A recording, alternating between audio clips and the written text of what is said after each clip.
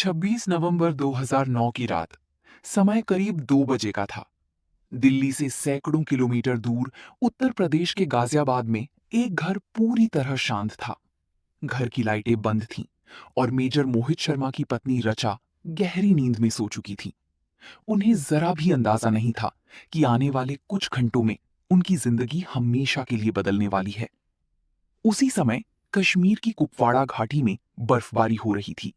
तापमान शून्य से नीचे गिर चुका था।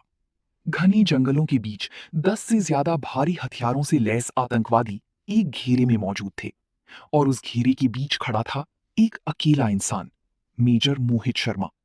वो वही आदमी था जो पिछले 3 महीनों से उन्हीं आतंकवादियों के बीच रह रहा था, उनके साथ खा रहा था, उनके साथ सो रहा था, उनका भरोसा जीत चुका था।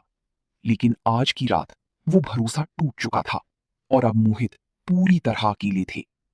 ये कहानी एक ऐसे अफसर की है जिसने अपनी पहचान बदली, अपना नाम बदला, अपनी वर्दी उतार दी, सिर्फ इसलिए कि देश सुरक्षित रह सके।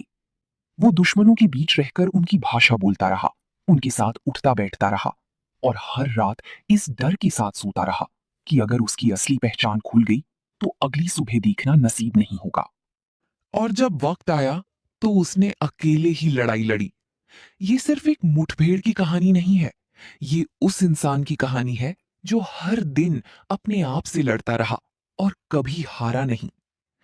मोहित शर्मा का जन्म 13 जनवरी 1978 को हरियाणा के रोहतक में हुआ था। वो एक मध्यम वर्गीय परिवार से थे। उनके पिता सरकारी नौकरी में थे और मां गृहिणी थी।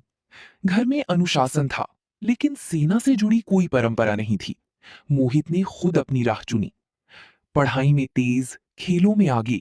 उनके टीचर अक्सर कहते थे कि ये लड़का सामान्य जिंदगी के लिए नहीं बना, इसमें कुछ अलग है। उस समय शायद मोहित को भी पूरी तरह समझ नहीं था कि वो कुछ क्या है, लेकिन उनके अंदर कुछ बड़ा करने की बेचैनी जरूर थी। रोहतक के पड़ोसी आज भी याद करते हैं कि मोहित बचपन में सुबह 4 बजे उठकर दौड़ने निकल जाते थे। किसी ने उन्हें मजबूर नहीं किया था, ये उनका खुद का फैसला था। जब बाकी बच्चे सो रहे होते थे, तब मोहित खाली सड़कों पर दौड़ रहे होते थे।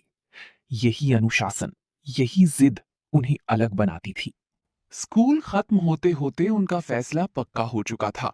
उन्हें सेना में जाना है और वो भी एनडीए के जरिए। 1996 में उन्होंने नेशनल डिफेंस एकेडमी की परीक्षा दी और पहली ही कोशिश में सफल हो गए। लाखों उम्मीदवारों में से चुने जाने वालों में शामिल होना अपने आप में बड़ी बात थी। पुणे के खड़कवासला में एनडीए की ट्रेनिंग ने उन्हें वो दिशा दी जिसकी उन्हें तलाश थी।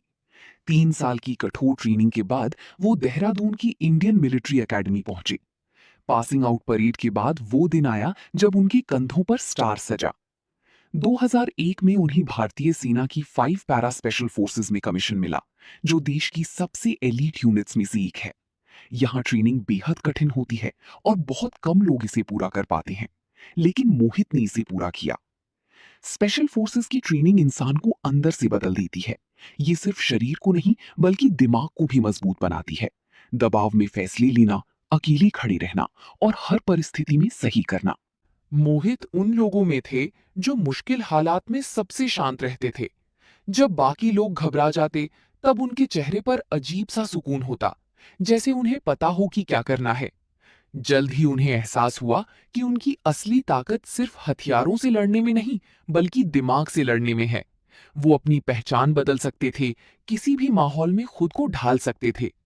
इसी वजह से उन्हें सबसे खतरनाक जिम्मेदारी दी गई, कवर ऑपरेशंस की।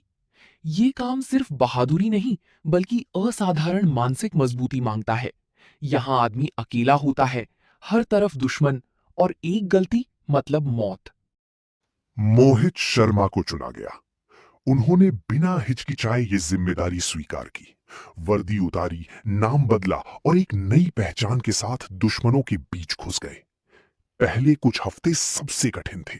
हर बात पर नजर रखी जाती थी, बोलने का तरीका, आदतें, नजरें।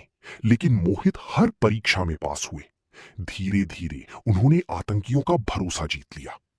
3 महीनों तक वो उनके साथ रहे, उनकी योजनाएं समझी, ठिकानों की जानकारी जुटाई और हर जरूरी सूचना सेना तक पहुंचाई, बिना किसी शक के।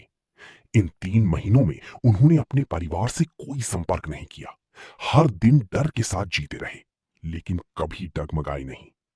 फिर आई 21 मार्च 2009 की रात।